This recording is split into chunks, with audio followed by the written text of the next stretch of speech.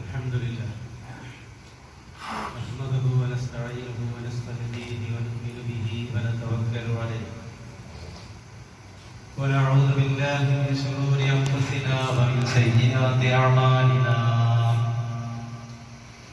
من يهد الله فهو المهتد ومن يضلل فلن تجد له وليا مرشدا إن نريد إلا الإصلاح ما استطعت وما توفيقي إلا بالله عليه توكلت وإليه أنيب اللهم صل على محمد وعلى آل محمد كما صليت على إبراهيم وعلى آل إبراهيم وبارك على محمد وعلى آل محمد كما باركت على إبراهيم وعلى آل إبراهيم إنك حميد مجيد أما بعد فإن خير الكلام كلام الله وخير الحديث كتاب الله وخير السنن سنن محمد صلى الله عليه وسلم وشر الأمور محدثاتها وكل بدعة ضلالة وكل ضلالة في النار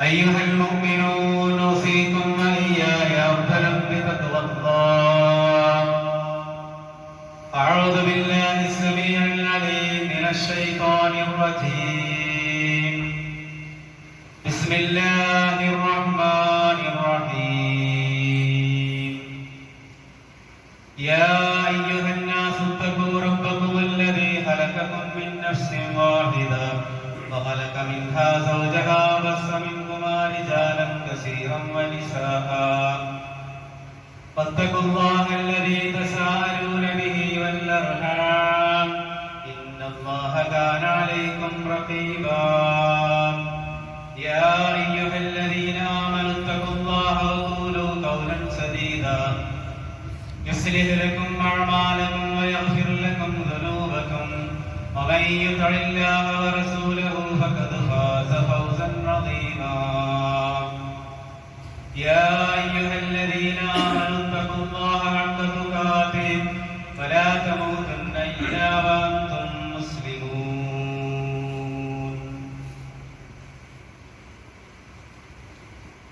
ബഹുമാന്യരായ സത്യവിശ്വാസികളെ സത്യവിശ്വാസിനികളെ സഹോദരീ സഹോദരന്മാർ, ജീവിതത്തിന്റെ എല്ലാ മേഖലയിലും സ്രഷ്ടാവും സംരക്ഷകനുമായ അല്ലാഹുവിന്റെ വിധിവിലക്കുകൾ സൂക്ഷിച്ച് പാലിച്ചുകൊണ്ട് യഥാർത്ഥ മുത്തഖീങ്ങളായി ജീവിതം മുന്നോട്ട് നയിക്കണമെന്ന് ആദ്യം എന്നോടും ശേഷം നിങ്ങൾ ഓരോരുത്തരോടും ഉണർത്തുന്നു, വസിയ്യത്ത് ചെയ്യുന്നു. പരമകാരുണികനായ തമ്പുരാൻ നാം ഏവരെയും അവന്റെ ഇഷ്ടപ്പെട്ട ദാസന്മാരിൽ ഉൾപ്പെടുത്തി അനുഗ്രഹിക്കുമാറാകട്ടെ.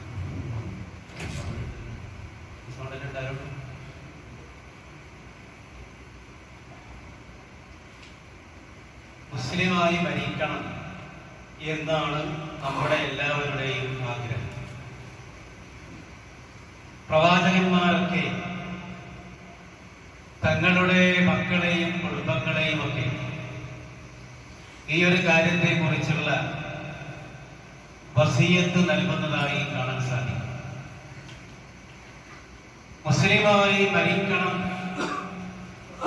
അല്ലാഹു ഇഷ്ടപ്പെടുന്ന രൂപത്തിൽ മരണം വരിക്കണം എന്ന ആഗ്രഹം പ്രകടിപ്പിക്കുകയും റബ്ബിനോട് അതിനുവേണ്ടി പ്രാർത്ഥിക്കുകയും ചെയ്യുന്ന പ്രവാചകന്മാരുടെ പ്രാർത്ഥനകളും മറ്റും ധാരാളം ഖുർആനിലും അതുപോലെ തന്നെ ചരിത്രങ്ങളിലും കാണാൻ സാധിക്കും.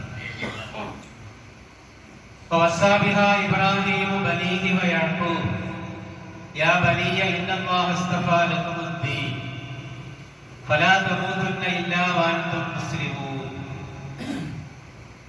ഇബ്രാഹിം നബി അലൈഹിസ്സലാം അതുപോലെ തന്നെ യാഖൂബ് നബി അലൈഹിസ്സലാം തന്റെ മക്കളോട് വസിയ്യത്ത് നൽകുകയാണ്. യാ ബനിയ, എന്റെ പൊന്നു മക്കളെ, ഇന്നല്ലാഹ അസ്തഫാ ലകുമുദ്ദീൻ, അല്ലാഹു തആല നിങ്ങൾക്കൊരു ദീൻ, ഒരു ആദർശത്തെ, ഒരു മതത്തെ നിങ്ങൾക്ക് വേണ്ടി അല്ലാഹു തആല തെരഞ്ഞെടുത്തിട്ടുണ്ട്.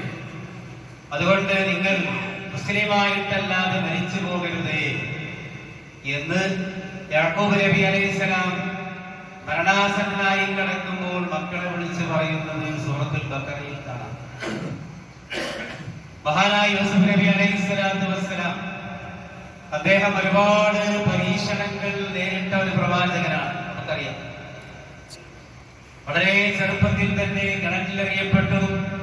അവിടെ നിന്ന് അടിമച്ചന്തയിൽ പോയി അടിമയായി വിൽക്കപ്പെട്ടു. കുറെ പരീക്ഷണങ്ങളും പ്രയാസങ്ങളും ഏറ്റു കുറെ കാലം അങ്ങനെ ജീവിച്ചു. ജയിലിലകപ്പെട്ടു. അവിടെ നിന്നെല്ലാം രക്ഷപ്പെട്ടുകൊണ്ട് അവസാനം അദ്ദേഹം രാജ്യം ഭരിക്കുന്ന ഭരണാധികാരിയായി, ഇവിടുത്തെ പ്രധാനപ്പെട്ട വകുപ്പിന്റെ മന്ത്രിയായി അദ്ദേഹം മാറി. ഇങ്ങനെ എല്ലാവിധ പരീക്ഷണങ്ങളും പിന്നീട് അനുഗ്രഹങ്ങളും നേടിയ അദ്ദേഹം അല്ലാഹുവിനോട് ചോദിക്കുന്ന ഒരു ചോദ്യം, ഒരു പ്രാർത്ഥന പരിശുദ്ധ ഖുർആനിൽ കാണാം. സൂറത്ത് യൂസുഫിന്റെ അവസാനത്തിൽ, ദാദാ, നീ എനിക്ക് എല്ലാവിധ അനുഗ്രഹങ്ങളും രാജാധികാരവും എല്ലാം നീ എനിക്ക് നൽകി. ഒരുപാട് കാര്യങ്ങൾ നീ എന്നെ പഠിപ്പിച്ചു. പക്ഷെ നിന്നോട് എനിക്കൊരു കാര്യമാണ് ചോദിക്കാറുള്ളത്. തവഫനി മുസ്ലിമാ വഅൽഹിഖ്നി ബിസ്സാലിഹീൻ. എന്നെ നീ മുസ്ലിമായി മരിപ്പിക്കണമേ, സ്വാലിഹീങ്ങളിൽ നീ എന്നെ ഉൾപ്പെടുത്തണമേ എന്ന് യൂസുഫ് നബി അലൈഹിസ്സലാം പ്രാർത്ഥിക്കുകയാണ്. സഹോദരന്മാരെ, നമ്മൾ ചിന്തിക്കുന്ന ഒരു പ്രവാചകന്റെ പ്രാർത്ഥനയാണ്. ഇബ്രാഹിം നബി അലൈഹിസ്സലാത്തു വസ്സലാം മകനെ ചാരത്ത് നിർത്തിക്കൊണ്ട്, ഇസ്മായിലിനെ അടുത്ത് നിർത്തിക്കൊണ്ട് കഅബയുടെ നിർമ്മാണം പൂർത്തിയായ ശേഷം അദ്ദേഹം പ്രാർത്ഥിക്കുന്ന പ്രാർത്ഥന, റബ്ബനാ വജഅൽനാ മുസ്ലിമൈനി ലക.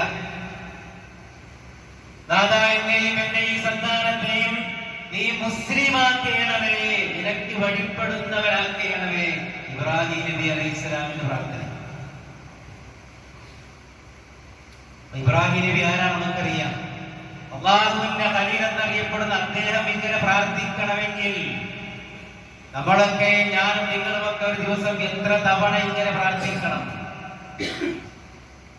കാരണം ഈ ആദർശത്തിൽ നിന്ന് ഇസ്ലാമിന്റെ അടിത്തറയിൽ തെറ്റിപ്പോകാനുള്ള സാധ്യതകൾ ധാരാളമാണ്, അല്ലെ? യാ മുഖല്ലിബൽ ഖുലൂബ് സബ്ബിത് ഖൽബി അലാ ദീനിക. റസൂലുള്ളാഹി സ്വല്ലല്ലാഹു അലൈഹി വസല്ലമയുടെ പ്രാർത്ഥന, നാഥാ, എന്റെ ഹൃദയത്തെ ഈ ദീനിൽ നീ ഉറപ്പിച്ചു നിർത്തേണമേ. നബിയുടെ ധാരാളമായുള്ള പ്രാർത്ഥന കൂട്ടത്തിൽ ഹദീസിൽ കാണുന്ന ഒരു പ്രാർത്ഥനയാണ്. അപ്പോ മുസ്ലിമായി മരിക്കുക, അല്ലെ ദീനിൽ ഉറച്ചേർന്നുകൊണ്ട് അവസാന ശ്വാസം വരെ ആ രൂപത്തിൽ ആയിത്തീരുക എന്നത് വളരെ പ്രയാസമുള്ള കാര്യമാണ്. നമ്മളെല്ലാവരും എല്ലാ വെള്ളിയാഴ്ചയും കേൾക്കുന്ന ഒരായത്താണ്. എല്ലാ വിഭാഗത്തിന്റെയും പള്ളികളിൽ തുടക്കത്തിൽ ഓതുന്ന ഒരായത്താണ്. യാ അയ്യുഹല്ലദീന ആമനൂ തഖുല്ലാഹ ഹഖ്ക തുഖാതിഹി വലാ തമൂതുന്ന ഇല്ലാ വഅൻതും മുസ്ലിമൂൻ. കേട്ട് തഴമ്പിച്ച ഒരായത്താണ്. വിശ്വാസികളെ വിളിച്ചുകൊണ്ട്, ഈമാനുള്ള മുഅ്മിനീങ്ങളെ വിളിച്ചുകൊണ്ട് അന്ന് പറയും, നിങ്ങൾ അല്ലാഹുവിനെ സൂക്ഷിക്കണം. ഹഖ്ക തുഖാതിഹി, സൂക്ഷിക്കേണ്ട മുറപ്രകാരം സൂക്ഷിക്കണം. അല്ലാഹുവിനെ സൂക്ഷിക്കേണ്ട മുറ ഏതാണ്? ആ മുറ കൃത്യമായി അറിഞ്ഞുകൊണ്ട്, അതൊക്കെ കൃത്യമായി ജീവിതത്തിൽ പാലിച്ചുകൊണ്ട് അങ്ങനെ നിങ്ങൾ ജീവിക്കണം. നിങ്ങൾ വലാ തമൂതുന്ന ഇല്ലാ വഅൻതും മുസ്ലിമൂൻ, മുസ്ലിമായി കൊണ്ടല്ലാതെ നിങ്ങൾ മരിച്ചു പോകരുതേ എന്നാണ്. വെറുതെ തഖ്വ എന്ന് പറഞ്ഞ് നിർത്തിയില്ല. ഹഖ്ക തുഖാതിഹി, സൂക്ഷിക്കേണ്ട മുറപ്രകാരം നിങ്ങൾ സൂക്ഷിക്കണമെന്ന. എന്താണ് ഈ മുറപ്രകാരം സൂക്ഷിക്കുക എന്ന് പറഞ്ഞാൽ?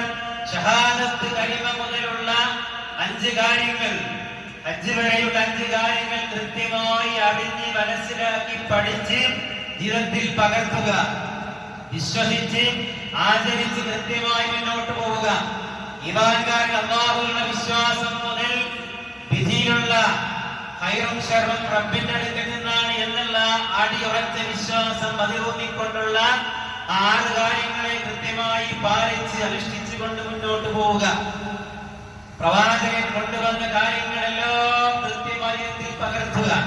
പ്രവാചകൻ എന്തെല്ലാം കാര്യങ്ങൾ വിരോധിച്ചോ ആ കാര്യങ്ങളെല്ലാം ഒഴിവാക്കുക. വമാ തഅതുർ റസൂൽ ഫഖുദൂ വമാ നഹാകും അൻഹു ഫൻതഹു. പ്രവാചകൻ എന്താണോ നിങ്ങൾക്ക് കൊണ്ടുവന്നത് അത് നിങ്ങൾ കൃത്യമായി മുറുകെ പിടിക്കുക, ജീവിതത്തിൽ കൊണ്ടുവരിക. പ്രവാചകൻ എന്താണോ നിങ്ങളോട് വിരോധിച്ചത് ആ കാര്യങ്ങളെല്ലാം നിങ്ങൾ ഒഴിവാക്കുക. അങ്ങനെ കൃത്യമായി എല്ലാം പാലിച്ചുകൊണ്ട് അനുഷ്ഠിച്ചുകൊണ്ട് മുന്നോട്ട് പോകുമ്പോൾ മാത്രമേ യഥാർത്ഥ മുസ്ലിമായി ജീവിച്ച് മരിക്കുവാൻ കഴിയുള്ളൂ. കേവലം ബോധി വിചാരം കൊണ്ട് ആഗ്രഹം കൊണ്ട് കിട്ടുന്നതല്ല ഈമാൻ എന്നത്. ഈമാൻ എന്നത് വേഷഭൂഷാദികൾ കൊണ്ട് ബോധി വിചാരം കൊണ്ട് കിട്ടുകയില്ല. ലൈസൽ ഈമാനു ബിത്തഹല്ലി വലാ ബിത്തമന്നി വലാകിന്നൽ ഈമാൻ മാ വഖറ ബിഹിൽ ഖൽബു വസദ്ദഖഹുൽ അമൽ. ഈമാൻ എന്നത് വേഷഭൂഷാദികൾ കൊണ്ട് ബോധി വിചാരം കൊണ്ട് കിട്ടുകയില്ല. മറിച്ച് ഈമാൻ മാ വഖറ ബിഹിൽ ഖൽബു ഹൃദയത്തിൽ രൂഢമൂലമായിരിക്കണം. വസദ്ദഖഹുൽ അമൽ ആ ഹൃദയത്തിൽ രൂഢമൂലമായിട്ടുള്ള ഈമാൻ തന്റെ പ്രവർത്തനങ്ങളിൽ കൊണ്ടുവരണം. പ്രവർത്തനങ്ങളെ സാധൂകരിക്കണം, അത് കാണണം. അതാണ് ഈമാൻ. കേവലം വേഷഭൂഷാദികൾ കാട്ടിക്കൊണ്ടല്ല, ജാടകൾ അല്ലേ, അവന്റെ നീണ്ട നാടിയും വെള്ളക്കുപ്പായും നിസ്കാരം തരണം മറ്റുള്ള കാട്ടിക്കൂടലും ഓരോന്നിനെ വിരോധിക്കലും ഇതൊക്കെയാണ് നമ്മുടെ നാട്ടിൽ ഈമാനിന്റെ അടയാളങ്ങൾ. നല്ല ഈമാനാണ്, നല്ല തത്വം വരുന്നത്. പക്ഷെ പിന്നെ കേൾക്കുക അയാളതാ എന്റെ കേസിൽ ഇന്നോടത്തിന്റെ പ്രശ്നത്തിൽ അയാളുണ്ട്. അപ്പൊ ഇതൊന്നും അല്ല യഥാർത്ഥത്തിൽ ഈമാൻ. നാം ദിനേന 5 നേരം റബ്ബിന്റെ മുമ്പിൽ കൈകെട്ടിക്കൊണ്ട് ഹൃദയത്തിൽ കൈവച്ചുകൊണ്ട് നമ്മൾ റബ്ബിനോട് പറയുന്നത് പ്രാർത്ഥന, ഒരു പ്രതിജ്ഞ. അല്ലാഹുവിലേക്ക് മുഖം തിരിച്ചുകൊണ്ട്, കഅബയിലേക്ക് മുഖം തിരിച്ചുകൊണ്ട് വജ്ജഹതു വജ്ഹില്ലദീ ഫതറ അസ്സമാവാതി വൽ അർദ് ഹനീഫൻ മുസ്ലിമൻ വഅന മിനൽ മുശ്രികീൻ. ഞാൻ മുശ്രിക്കുകളിൽപ്പെട്ടവനെയല്ല, ഞാൻ ശിർക്ക് ചെയ്യുന്നവനെയല്ല എന്ന് പറഞ്ഞുകൊണ്ട് നമ്മൾ റബ്ബിനോട് പറയാണ് ഇന്ന സലാത്തി വ നുസുകി വമഹ്യായ വമമാതി ലില്ലാഹി റബ്ബിൽ ആലമീൻ. എന്റെ നമസ്കാരം, എന്റെ ബലി, എന്റെ ആരാധനാ കർമ്മങ്ങൾ, അല്ല എന്റെ ജീവിതം, എന്റെ മരണം എല്ലാം റബ്ബേ നിനക്ക് വേണ്ടി, നിന്റെ മാർഗത്തിലാണ്. ഞാൻ യഥാർത്ഥ മുസ്ലിമാണ് എന്നാണ് റബ്ബിനോട് നമ്മൾ പ്രതിജ്ഞ എടുക്കുന്നത്. അതിങ്ങനെ പുതുക്കിക്കൊണ്ടിരിക്കുകയാണ് വീണ്ടും വീണ്ടും. അല്ലാഹുവോടുള്ള കരാറാണ്. കരാറുകൾ പൂർത്തീകരിക്കാൻ നാം ബാധ്യസ്ഥരാണ്. പൂർത്തീകരിക്കുന്ന കരാറുകൾ ഏറ്റവും പ്രധാനപ്പെട്ടത് റബ്ബിനോടുള്ള കരാറാണ്. കരാറുകൾ നിങ്ങൾ പൂർത്തീകരിക്കണം. കരാറുകൾ നാളെ പരലോകത്ത് റബ്ബിന്റെ കോടതിയിൽ ചോദ്യം ചെയ്യപ്പെടുന്നതാണ്. ഏറ്റവും പ്രധാനപ്പെട്ട കരാർ റബ്ബിനോടുള്ള കരാറാണ്. കൃത്യമായി റബ്ബ് ചോദിക്കുക തന്നെ ചെയ്യും. അത് കൃത്യമായ മറുപടി പറയേണ്ടി വരും. ജീവിതത്തിന്റെ ഓരോ നിമിഷങ്ങളിൽ ഞാൻ യഥാർത്ഥ മുസ്ലിമാണ്, അങ്ങനെ തന്നെയാണ് ഞാൻ ജീവിക്കുക എന്ന് റബ്ബിനോട് കരാർ ചെയ്യുന്ന ഒരാള് അങ്ങനെയായിരിക്കണം. അങ്ങനെയായിരിക്കണം ജീവിതത്തിൽ. എന്റെ വീട്ടിലേക്ക് ഒരാൾ കടന്നു വരുമ്പോൾ ഞാൻ എങ്ങനെയായിരിക്കണം അയാളോട്? അയാൾ എങ്ങനെയുള്ള ആളായിരിക്കണം? ആ വരുന്ന ആളോട് ഞാൻ എങ്ങനെ പെരുമാറണം എന്ന് പറയണം. കൃത്യമായ മാനദണ്ഡമുണ്ട്, കൃത്യമായ നിർദ്ദേശമുണ്ട്, ചട്ടങ്ങളുണ്ട്, നിയമങ്ങളുണ്ട്, അല്ലേ? എന്റെ വീട്ടിൽ ഞാൻ എന്റെ ഭാര്യയോട് എങ്ങനെ പെരുമാറണം, എങ്ങനെ സംസാരിക്കണം, കൃത്യമായ നിയമങ്ങളുണ്ട്. എന്റെ മക്കളോട് ഞാൻ എങ്ങനെ പെരുമാറണം, എന്റെ ആൺമക്കളോട് എങ്ങനെ, എന്റെ പെൺമക്കളോട് എങ്ങനെയായിരിക്കണം, എന്റെ വാപ്പയോടെങ്ങനെ, എന്റെ ഉമ്മയോടെങ്ങനെ, എന്റെ വല്യപ്പയോടെങ്ങനെ, എന്റെ അയൽവാസിയോടെങ്ങനെ, എന്റെ മൂത്താപ്പയോടെങ്ങനെ, എന്റെ അണാപ്പയോടെങ്ങനെ, എന്റെ ഇളയമയോടെങ്ങനെ, എന്റെ അയൽവാസിയോടെങ്ങനെ, എന്റെ ജോലിക്കാരോട്, എന്റെ തൊഴിലാളികളോട്, എന്റെ മേലധികാരിയോട്, എന്റെ സഹപ്രവർത്തകരോട്, നാട്ടുകാരോട് എങ്ങനെ വർത്തിക്കണം, എങ്ങനെ സംസാരിക്കണം, എങ്ങനെ പെരുമാറണം എന്നതിന്റെ കൃത്യമായ ചട്ടങ്ങളും നിയമങ്ങളുമുള്ള ഒരു മതത്തിന്റെ അനുയായികളാണ് ഞാനും നിങ്ങളും. ഇതൊക്കെ പാലിക്കുമ്പോഴാണ് മുസ്ലിം എന്ന് പറയുക. കേവലം ഇങ്ങനെ നിസ്കരിച്ചു, 1-2 ഹജ്ജൊക്കെ ചെയ്തു, ഇടക്കിടക്ക് ഉംറക്ക് പോകുന്നുണ്ട്, സക്കാത്തും കൊടുത്തിട്ടുണ്ട്, ഇവിടൊന്ന് ഈമാൻ കിട്ടുമെന്ന് വിചാരിക്കണ്ട. ഈ നിയമങ്ങളെ കൃത്യമായി പാലിക്കുമ്പോൾ അയാൾ മുസ്ലിമായിട്ടല്ലാതെ മരിച്ചു പോകൂല, അല്ലെ? എല്ലാ കാര്യങ്ങൾക്കും ഞാൻ കൃത്യമായി റബ്ബിനോട് മറുപടി പറയണമെന്ന ബോധമുള്ള ഒരാൾ അയാൾ വളരെ സൂക്ഷ്മതയോടെയായിരിക്കും. എന്റെ ഓരോ കാര്യങ്ങൾക്കും, ഓരോ അനുഗ്രഹങ്ങൾക്കും, എന്റെ സമയങ്ങൾക്ക്, അതുപോലെ എന്റെ സമ്പത്തിന്, എന്റെ എല്ലാ കാര്യങ്ങൾക്കും ഞാൻ റബ്ബിനോട് അക്കമിട്ട് മറുപടി പറയണം എന്ന ബോധം നയിക്കുമ്പോൾ അയാൾ മുസ്ലിമായിട്ടേ മരിച്ചു പോകൂല.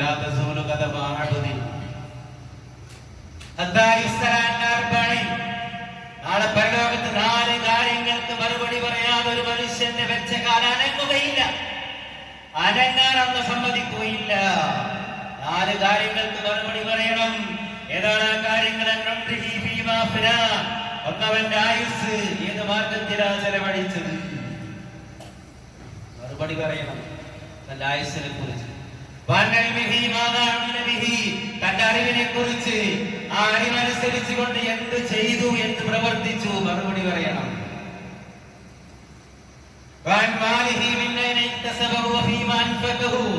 തന്റെ സമ്പത്തിനെ കുറിച്ച് എങ്ങനെ സമ്പാദിച്ചു, ഏത് മാർഗത്തിൽ ചെലവഴിച്ചു, തോന്നിയ പോലെ ഹറാമും ഹലാലും നോക്കാതെ വാരിക്കൂട്ടി സമ്പാദിച്ചതാണോ, തോന്നിയ മാർഗത്തിൽ ദൂർത്തടിച്ചുകൊണ്ട് ചെലവഴിച്ചതാണോ? കൃത്യമായ പൈസക്കും റബ്ബിന്റെ മുമ്പിൽ മറുപടി പറയേണ്ടി വരും. ആ ബോധ്യമുള്ള ഒരാൾ കൃത്യമായി സൂക്ഷ്മതയോടുകൂടിയാണ് അയാൾ തന്റെ വരുമാനത്തെ കാണുകയുള്ളൂ, ചെലവഴിക്കുകയുള്ളൂ. തന്റെ ആരോഗ്യത്തെ കുറിച്ച് അത് ഏത് മാർഗത്തിലാ ചെലവഴിച്ചത്? ആരോഗ്യമുള്ള യുവത്വമുള്ള കാലഘട്ടമാണ്. വളരെ ഗൗരവത്തോടെ ചിന്തിക്കേണ്ട, കൂടുതൽ വിശദീകരിക്കേണ്ട കാര്യങ്ങൾ നമുക്കറിയാവുന്ന വിഷയം ഞാൻ വിശദീകരിക്കുന്നില്ല. അപ്പോ മുസ്ലിമായി നല്ലൊരു ആഖിബത്തുണ്ടായി മരിക്കുക എന്നുള്ളത് ഹുസ്നുൽ ഖാത്തിമ എന്ന് പറയും. മുത്തഖീങ്ങൾക്കാണ് നല്ല ആഖിബത്തുള്ളത്. അതിന് ഈ നിയമങ്ങളൊക്കെ പാലിച്ചാലേ സാധിക്കും. അതോടൊപ്പം നല്ല ആഖിബത്തുണ്ടാകാൻ നമ്മൾ ശ്രദ്ധിക്കേണ്ട വളരെ പ്രധാനപ്പെട്ട ഒരു കാര്യം ബന്ധങ്ങൾ ചേർക്കുക എന്നതാണ്. കുടുംബ ബന്ധങ്ങൾ, സിലത്തുർ റഹിം, കുടുംബബന്ധം ചേർക്കുന്നത് നല്ല ആഖിബത്തുണ്ടാകാൻ, നല്ലൊരു മരണം റബ്ബിന് നല്ല രൂപത്തിൽ കണ്ടുമുട്ടാൻ ഏറ്റവും പ്രധാനപ്പെട്ടതാണ് ബന്ധങ്ങൾ ഊട്ടിയുറപ്പിക്കൽ. മൻ സർറഹു അൻ യമുദ്ദലഹു ഫീ ഉംരിഹി വയുവസ്സിഉ ലഹു ഫീ റിസ്ഖി വയദ്ഫഉ അൻഹു ബി തദസ്സുബി ഫല്യത്തഖില്ലാഹ് വൽയസിൽ റഹിമഹു. ആർക്കാണോ തന്റെ ആയുസ് ദീർഘമാകണമെന്ന ആഗ്രഹം, തന്റെ ഉപജീവനം, തന്റെ വരുമാനം, തന്റെ റിസ്ക് വിശാലമാകണമെന്ന ആഗ്രഹം, അതുപോലെ തന്നെ മോശമായ ദുർമരണം ഇല്ലാതിരിക്കണമെന്ന് ആരാണ് ആഗ്രഹിക്കുന്നത്, അവൻ എന്ത് ചെയ്യട്ടെ? അല്ലാഹുവിനെ സൂക്ഷിക്കട്ടെ, കുടുംബ ബന്ധങ്ങൾ ചേർക്കട്ടെ. കുടുംബ ബന്ധങ്ങൾ ചേർത്താൽ ദീർഘായുസ് ലഭിക്കും, ഉപജീവനം വിശാലമാകും, മോശമായ മരണം ഉണ്ടാവുകയില്ല, നല്ല രൂപത്തിൽ റബ്ബിനെ കണ്ടുമുട്ടാൻ കഴിയും. ബന്ധങ്ങൾ വഷളായിക്കൊണ്ടിരിക്കുന്ന ഈ കാലത്ത് നാം വളരെയധികം ശ്രദ്ധിക്കേണ്ട ഒരു കാര്യമാണ്. നബി സല്ലല്ലാഹു അലൈഹി വസല്ലം ഒരിക്കൽ പറയുണ്ടായി സഹാബത്തിനോട്, മിസ്രിനെ നിങ്ങൾ ഒരു കാലത്ത് വിജയിക്കും. ഈജിപ്ത് നിങ്ങൾ വിജയിച്ചടക്കും. അങ്ങനെ വിജയിച്ചടച്ചാൽ ആ നാട് നിങ്ങൾ കീഴ്പ്പെടുത്തി കഴിഞ്ഞാൽ നിങ്ങൾ എന്ത് ചെയ്യണം? ഇന്നക്കും സതഫ്തഹൂന മിസ്ർ നിങ്ങൾ വിജയിക്കും. ഫൈദാ ഫതഹ്തുമുഹാ ഫസ്തൗസൂ ബിഅഹ്ലിഹാ ഖൈറ. അവിടെ നിങ്ങൾ വിജയിച്ചാൽ, ആ നാട് നിങ്ങൾക്ക് കീഴിൽ, ഇസ്ലാമിന്റെ കീഴിൽ വന്നാൽ അവിടത്തുകാരോട് നിങ്ങൾ നന്മയിൽ വർദ്ധിക്കണം, നല്ല രൂപത്തിൽ നിങ്ങൾ അവരോട് പെരുമാറണം. കാരണം ഫൈന്നലകും ഫീഹാ റഹിം, നിങ്ങൾക്കവിടെ കുടുംബ ബന്ധമുണ്ട്, നിങ്ങൾക്കവിടെ രക്തബന്ധമുണ്ട്. ഏത് രക്തബന്ധത്തെ കുറിച്ചാണ് നബി സല്ലല്ലാഹു അലൈഹി വസല്ലം ഈ പറയുന്നത് അറിയുമോ? ഇബ്രാഹിം നബി അലൈഹിസ്സലാമും ഭാര്യ സാറയും ഒന്നിച്ച് ഈജിപ്തിലേക്ക് വരികയും അവിടുത്തെ രാജാവ് സാറയെയും ഇബ്രാഹിമിനെയും ബന്ധിക്കുകയുണ്ടായി. സാറയെ, അതീവ സുന്ദരിയായ സാറയെ പ്രാപിക്കാൻ അയാൾക്ക് ആഗ്രഹം. സാറയെ പ്രാപിക്കാൻ വേണ്ടി അതിനുവേണ്ടി അയാൾ തിരിഞ്ഞപ്പോൾ സാറാ ബീവി റളിയല്ലാഹു തആല റബ്ബിനോട് പ്രാർത്ഥിച്ചു, പടച്ചവനെ ഇയാളുടെ ഈ പ്രവൃത്തിയിൽ നിന്ന് എന്നെ നീ രക്ഷപ്പെടുത്തേണമേ എന്ന് അവർ പ്രാർത്ഥിക്കുകയും തൽക്ഷണം ആ രാജാവളെ കുഴഞ്ഞു വീണു. അയാള് സാറയോട് കേണപേക്ഷിച്ചു, എന്നോട് ക്ഷമിക്കണം, നീ ഇത്രക്ക് നല്ലവളായ ഭക്തയായ സ്ത്രീയാണെന്ന് എനിക്കറിയില്ലായിരുന്നു. നീ റബ്ബിനോട് പ്രാർത്ഥിക്കണം, എന്റെ അസുഖം, എന്റെ ഈ തളർച്ച ഇല്ലാതെയാകാൻ. ഞാൻ നിന്നെ ഉപദ്രവിക്കില്ല. അങ്ങനെ സാറ റളിയല്ലാഹു അൻഹ വീണ്ടും റബ്ബിനോട് പ്രാർത്ഥിച്ചു അയാളുടെ അസുഖം മാറാൻ. അയാളുടെ രോഗം മാറി അയാൾ വീണ്ടും തിരിച്ചു പൂർണ്ണാരോഗ്യവാനായി തിരിച്ചു വന്നു. പക്ഷെ അയാളുടെ സ്വഭാവം വീണ്ടും മാറി. അയാൾ വീണ്ടും സാറയെ പ്രാപിക്കാൻ വേണ്ടി വന്നപ്പോൾ സാറ വീണ്ടും റബ്ബിനോട് പ്രാർത്ഥിച്ചു. അയാൾ വീണ്ടും കുഴഞ്ഞു വീണു. അയാൾ വീണ്ടും സാറയോട് അഭ്യർത്ഥിച്ചു, ഇനി ഒരിക്കലും, ഉറപ്പിച്ചു, ഇനി ഒരിക്കലും ഞാൻ ഉപദ്രവിക്കില്ല, എല്ലാ തോന്നിവാസികളിൽ ഒരിക്കലും തിരിച്ചു വരികയില്ല, നീ റബ്ബിനോട് പ്രാർത്ഥിക്കണമെന്ന് കേണപേക്ഷിച്ചു. അങ്ങനെ സാറാ വീണ്ടും പ്രാർത്ഥിക്കുകയും അയാൾക്ക് ആരോഗ്യം തിരിച്ചു കിട്ടുകയും ചെയ്തു. അയാൾ ആ സന്തോഷത്തിന്റെ ഭാഗമായി അയാളുടെ അടിമ സ്ത്രീയായിരുന്ന ഹാജറിനെ, ഹാജറ ബീവി റളിയല്ലാഹു അൻഹയെ സാറാ ബീവിക്ക് സമ്മാനിച്ചു. ഹാജറയുമായി തിരിച്ചു വന്ന സാറാ റളിയല്ലാഹു അൻഹ പിന്നീട് ഇബ്രാഹിം നബി അലൈഹിസ്സലാമിന് സമ്മാനിക്കുകയും ഇബ്രാഹിം നബി അലൈഹിസ്സലാം അവരെ വിവാഹം ചെയ്യുകയും ചെയ്തു. ആ സാറയിലാണ് ഇസ്മായിൽ നബി അലൈഹിസ്സലാം ജനിക്കുന്നത്. നൂറ്റാണ്ടുകൾക്ക് ശേഷമുള്ള ഒരു ബന്ധത്തെ പറ്റിയാണ് നബി സല്ലല്ലാഹു അലൈഹി വസല്ലം പറയുന്നത്. ഇവിടെ എത്രയോ കാലം മുമ്പ് കഴിഞ്ഞു പോയ ആ ഒരു ബന്ധത്തെ കുറിച്ച് റസൂലുള്ളാഹി സ്വല്ലല്ലാഹു അലൈഹി വസല്ലം പറയാണ്, നിങ്ങൾക്ക് ഈജിപ്തുകാരുമായി രക്തബന്ധമുണ്ട്, അവരോട് നിങ്ങൾ നല്ല രൂപത്തിൽ പെരുമാറണം എന്ന്. രക്തബന്ധത്തിന്റെ, കുടുംബബന്ധത്തിന്റെ പ്രാധാന്യം എന്താണ് സഹോദരന്മാരെ നമ്മൾ മനസ്സിലാക്കണം. അത്ര വലിയ ബന്ധമാണ്. ബന്ധം മുറിച്ചവൻ ഒരിക്കലും നല്ല മരണമില്ല, സ്വർഗത്തിൽ കടക്കുകയില്ല. നമ്മുടെ നാട്ടിൽ ബന്ധങ്ങൾ വഷളായിക്കൊണ്ടിരിക്കണം. ആങ്ങളെയും പെങ്ങളും തമ്മിൽ മിണ്ടിയിട്ട് കൊല്ലങ്ങളോളമായിട്ടുണ്ട്, തിരിഞ്ഞു നോക്കിയിട്ട് കാലങ്ങളോളമായി. ജ്യേഷ്ഠനും അനുജനും തമ്മിൽ, വാപ്പയും മക്കളും തമ്മിൽ, ഉമ്മയും വാപ്പയും തമ്മിൽ, അല്ലേ? ബന്ധങ്ങൾ അത്ര പവിത്രമാണ്. അതും നല്ല ഭരണത്തിന്റെ ഒരു ലക്ഷണമാണ് ബന്ധം സൂക്ഷിക്കുന്ന ആൾ. ഇതൊക്കെ ഉണ്ടെങ്കിൽ മാത്രമാണ് മുസ്ലിമൂൻ എന്ന ഉത്ബോധനത്തിന്റെ യഥാർത്ഥ പര്യവസാനം നമുക്ക് നേടിയെടുക്കാൻ കഴിയുകയുള്ളൂ. അതുകൊണ്ട് സഹോദരി സഹോദരന്മാരെ, ഈ പറഞ്ഞ കാര്യങ്ങളൊക്കെ നമ്മൾ കൃത്യമായി പാലിക്കുക. അല്ലാഹു സുബ്ഹാനഹു വ തആല ദീനിന്റെ അധ്യാപനങ്ങൾ യഥാവിധി പാലിച്ചുകൊണ്ട് യഥാർത്ഥമായ നല്ല രൂപത്തിലുള്ള ഒരു ഹുസ്നുൽ ഖാത്തിമ, നല്ല പര്യവസാനം അല്ലാഹു തആല നമുക്ക് എല്ലാവർക്കും നൽകി അനുഗ്രഹിക്കുമാറാകട്ടെ. വഖൂലു ഖൗലി ഹാദാ അസ്തഗ്ഫിറുല്ലാഹൽ അദീം ലി വലക്കും വസ്തഗ്ഫിറു യഗ്ഫിർ ലക്കും വദ്ഉഹു യസ്തജിബ് ലക്കും ഇന്നഹു ഹുവൽ ഗഫൂറുർ റഹീം.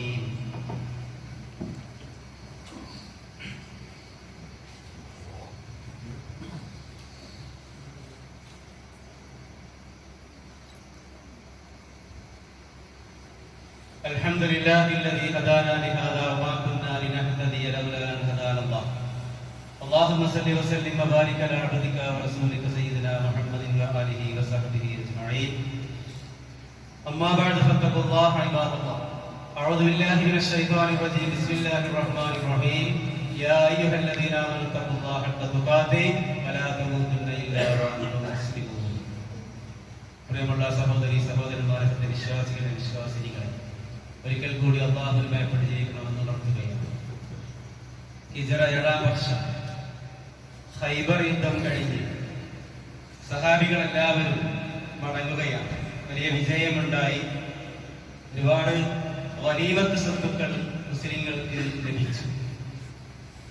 അങ്ങനെ പ്രവാചകനും സഹാബത്തും കൂടി മടങ്ങുമ്പോൾ വഴിയിൽ ഒരു താഴ്വരയിൽ വിശ്രമിക്കാൻ വേണ്ടി, വിശാലമായ താഴ്വര, കുറെ കുറ്റിപ്പന്തകളും ചെറിയ ചെറിയ പാറക്കെട്ടുകളൊക്കെ ഉള്ള ഒരു ഭാഗം, അവിടെ വിശ്രമിക്കാൻ വേണ്ടി ഇരുന്നപ്പോൾ ദൂരെ പാറക്കെട്ടിന്റെ മറവിൽ ഒളിഞ്ഞിരിക്കുന്ന ഒരു ശത്രു അയാൾ പ്രവാചകനെ ഉന്നം വെച്ചുകൊണ്ട് അയാൾ അമ്പെയ്യുകയും അത് സഹാബിമാരെ കൂട്ടത്തിൽ ഒരു സഹാബി മിദ്അം എന്നാണ് അയാളുടെ പേര്, അടിമയായിരുന്നു അയാളുടെ നെഞ്ചിലാണ് തറച്ചത്. അയാൾക്കാണ് അമ്പേറ്റത്. അയാൾ തൽക്ഷണം മരിച്ചു.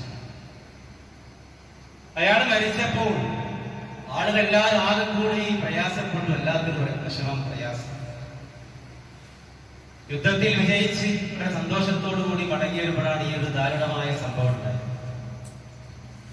ഏതായാലും മരണപ്പെട്ടു കഴിഞ്ഞപ്പോ പല ആളുകളും പറഞ്ഞു അയാള് ഷഹീദാണ്, ഫുലാനുൻ ഷഹീദ്, ഈ മനുഷ്യൻ ഇയാള് രക്തസാക്ഷിയാണ്, ഷഹീദാണ് എന്നെല്ലാവരും ഉറക്കെ എല്ലാവരും ഏറ്റുപിടിച്ചു.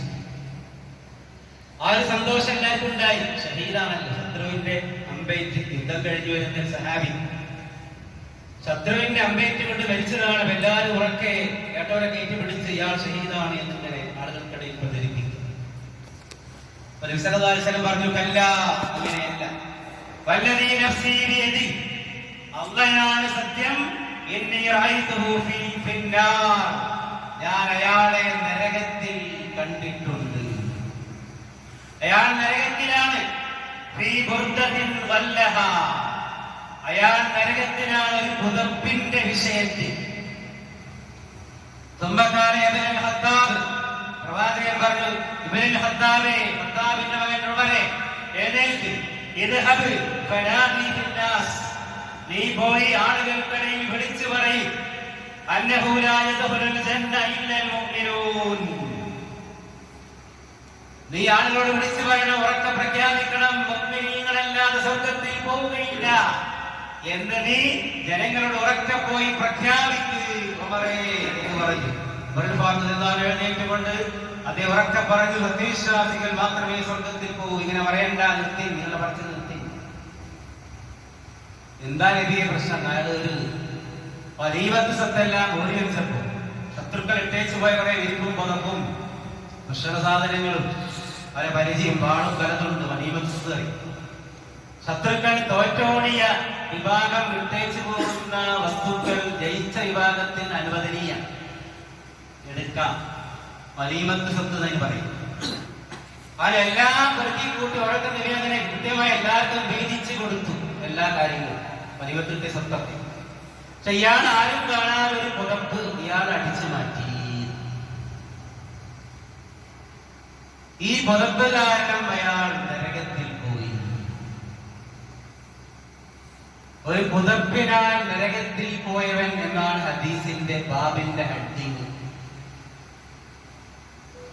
ആ വിഷയം വന്ന ഹദീസിന്റെ ബാബിന്റെ ഹെഡിങ് പുതപ്പിനാൽ നരകത്തിൽ പോയവൻ. നല്ല ശ്രദ്ധിക്കണം. മുസ്ലിമായി മരിക്കുക എന്നുള്ളത് എളുപ്പത്തിൽ കിട്ടുന്ന ഒരു കാര്യമാണ്. ഇസ്ലാമിന്റെ മാർഗത്തിൽ യുദ്ധം ചെയ്ത മനുഷ്യനാണ് ഒരു പുതപ്പോണ്ട നരകത്ത് പോകുന്നത്. ഇത് പറഞ്ഞപ്പോ ഒരു സഹാബി ഓടി വന്നു, കയ്യിലൊരു ചെരുപ്പിന്റെ വാറി, ഒന്നോ രണ്ടോ ചെരുപ്പിന്റെ വാറി. യാ റസൂലല്ലാഹ്, അസർത്ത് യൗമ ഖൈബർ, ഇത് ഹൈബറിന് കിട്ടിയതാ, ഹൈബർ യുദ്ധക്കളത്തിന് കിട്ടിയതാണ് ഈ രണ്ട് ചെരുപ്പിന്റെ വാറി. എന്താ ഞാൻ ചെയ്യേണ്ടത് ചോദിച്ചു. നബി പറഞ്ഞു, ശിറാത്തും മിൻ നാർ, നരകം കൊണ്ടുള്ള തീ കൊണ്ടുള്ള ചെരുപ്പിന്റെ വാറാണിത്, തീയാണിത്, തീക്കട്ടയാണ്. അയാൾ ഭരിച്ചിരുന്നത് ഒരു ചെരുപ്പിന്റെ വാറ്, അതുപോലും എടുക്കാൻ അർഹതയില്ല. അനർഹമായി മറ്റൊരുത്തന്റെ സ്വത്ത് ഒന്നും, ഒരു പുതപ്പാകട്ടെ, ഒരു ചക്കയാകട്ടെ, മാങ്ങയാകട്ടെ, തേങ്ങയാകട്ടെ, കാരക്കന്റെ ചീളാകട്ടെ, എന്താണ് ഒരാളൊരു മുതലും